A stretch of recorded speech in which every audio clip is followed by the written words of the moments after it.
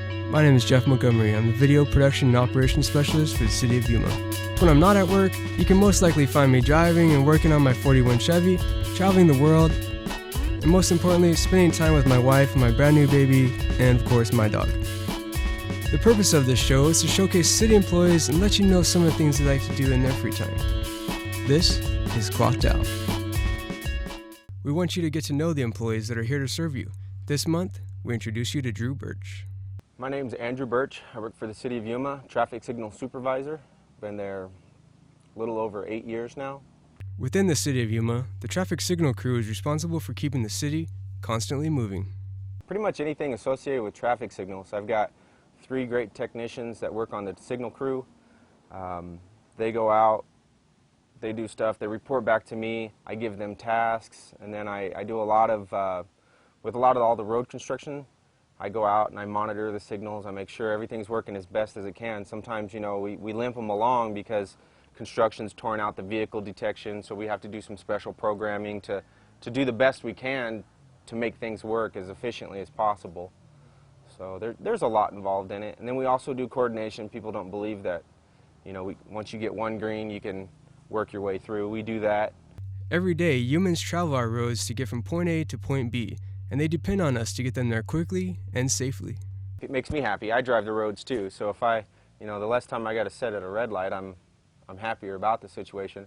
But in the big picture, more fuel efficiency. It's better for the environment. We don't have the cars sitting there. They're not running as long. So if we can cut the trips in half, or sometimes even cut off 33% of the trip time, I mean, that's a lot of emissions and metric tons that we're not breathing and dealing with every day. Drew enjoys working with the City of Yuma traffic signal crew. My crew that works with me, they're fabulous. I've never seen a group of people more proud of what they do and to work hard to make things safe. I mean, when I first got here, one of the first things that they told me is our families drive these signals. We drive with our families. Our moms, our grandmas, our kids are driving through these signals, so we're not going to do anything that's not safe. And it made a lot of sense to me, and it just made me realize, you know, how much they care about themselves, their family, the community, and it shows in their work. I mean, they really bust hump, and they do a lot of work that nobody sees. Drew came to Yuma from a small town in Illinois. He says working for the city helped him discover more of what Yuma had to offer. I'm originally from Danville, Illinois. It's a very small town, 150 miles south of Chicago, right on the Indiana-Illinois border. I got here in '99. I was in the Marine Corps. I spent, till 2002, so I spent, just looking at the months, right at 3 years in the Marine Corps here. Then I worked on base for 3 years. So from '99 till 2005, my experience in Yuma was kind of MCAS Yuma. You know, I worked there sometimes 10 hours a day, and I lived in the foothills. So, you know, when I started working for the city back in 2005, it was like a whole new section of town that I didn't really know. I drove back and forth to the foothills from the base, went to the shopping centers out here in the foothills, and I never got downtown. I never saw, you know, anything on 8th Street and Avenue C and, you know, all these things. So it really opened me up to Yuma, you know, working for the city, and it's a good place. I mean, I've been here 14 years, so. One part of his life in Danville that he will take with him wherever he goes is his love for what he does outside of work. Wow, outside of work, I'd say 2 wheels. Anything with 2 wheels is my passion, whether it be in the dirt, on the street, whether I'm on the drag strip, on the racetrack for this, on the racetrack with my street bike. When I stunt ride my street bike, it's 2 wheels, sometimes 1, but it's 2 wheels, and that's what I love. And you know, sometimes you know, when I get down and out, I've always had a little saying that I say it's kind of a joke, but happiness is only a wheelie away. So I think I live by that. The majestic desert scenery, the beauty of the Colorado River, they all offer the perfect playground for Drew's active outdoor lifestyle. Oh, Yuma, Arizona and my lifestyle go hand in hand, aside from snowboarding. I mean, the river in the summertime, the dunes in the winter, we've got off-road. You know, as long as we can keep some of these desert areas open, get people to clean up their trash. You know, it's a haven for off-road. You go somewhere else and you say, well, where's all the trucks? Why is everybody driving these little cars? And then people come to Yuma and like, I've never seen so many trucks. You know, that's what's here. It's desert, it's off-road, it's fun. Drew recalls his first memories of riding. I think I started right around when I was 13 years old. My parents picked up a dirt bike for me, and it was nothing really all that special, but it was a little dirt bike, you know, and I kicked it around and broke it, tried to rebuild it and broke it even worse, and then, you know, saved up some of my money and begged my parents to have somebody that knew what they were doing fix it, and then, you know, I ended up getting another dirt bike that was way too big for me, and I broke both my wrists, you know, within probably 3 or 4 weeks of having that dirt bike, and that pretty much that shut me down. I was done riding dirt bikes. That was a lesson learned. I had to take my finals my senior year with 2 broken wrists, so doing bubble sheets were kind of tough.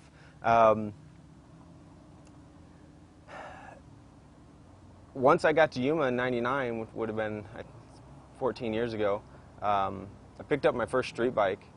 I didn't have a clue what I was doing, and I had my girlfriend take me over to Phoenix, and I rode all the way back to Yuma from Phoenix, my very first time on a street motorcycle, and probably the scariest ride for everybody else on the road rather than me. But I picked it up, I loved it, and it's definitely my passion. I'll take that bike anywhere I can. His riding then took off, and he found himself working for a traveling stunt team. That only fueled his passion for riding. I've always kind of been a speed freak or a adrenaline junkie, however you want to phrase it, but probably the part that got me going the most was right around early 2000s. I was working with 2 different professional stunt teams, and I was traveling up into the Orange County area a lot, and one of the guys, he's still a professional stunt rider. He's on TV and he travels the nation. He's just a phenomenal rider.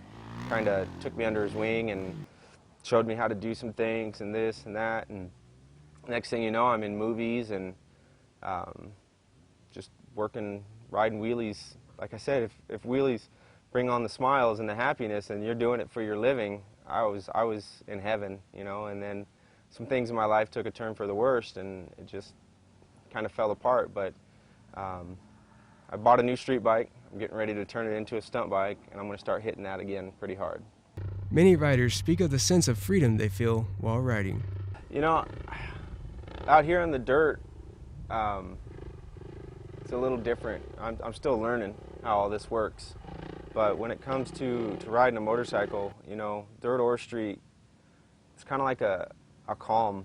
It's a peace. You know, you focus on one thing, and that's having fun, having a good time, and putting the bike through its paces, you know, and you just kind of, you don't have to think about anything else. You don't want to think about anything else because you want to think about what you're doing, and you start developing a rhythm, whether it's on the street, whether it's out here. You develop a rhythm, and it just becomes a nice flow, and you feel good. And for me, it's feeling the pull and the power in your arms as you twist the throttle is just an amazing feeling. With so many options in Yuma of where to ride and what to ride, Drew says he can't choose only one.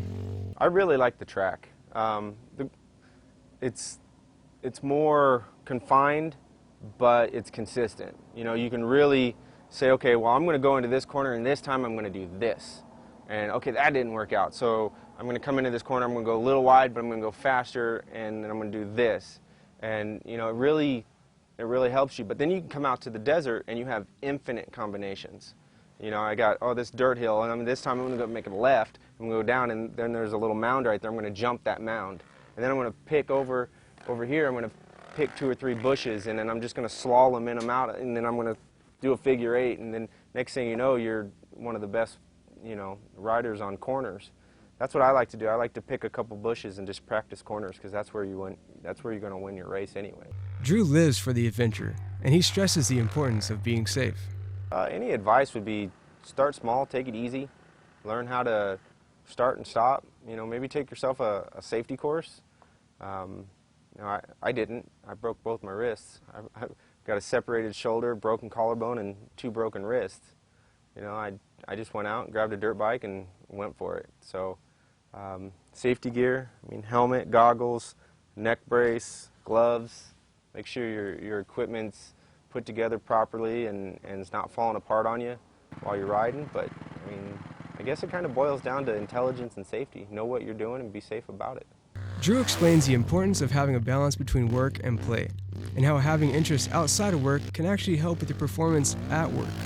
Well, it's kind of like a reset button as soon as I show up to work, because I ride 2 wheels to work. So as soon as I set foot in that parking lot, you know, it's like just a little bit different. But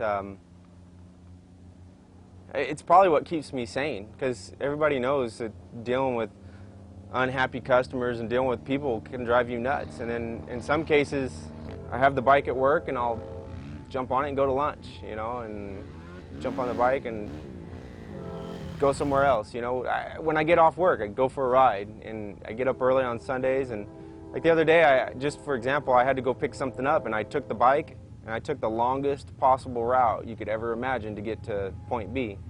And I just enjoyed the cool morning and riding around on the bike. And it's just, when it's what you love, it is peace. A piece of advice all of us can take from Drew Birch are his views on life. You gotta live your life, man. You gotta be happy. You can work your tail into the ground Monday through Friday, plus some Saturdays and Sundays. But 20 years from now, I might not be here.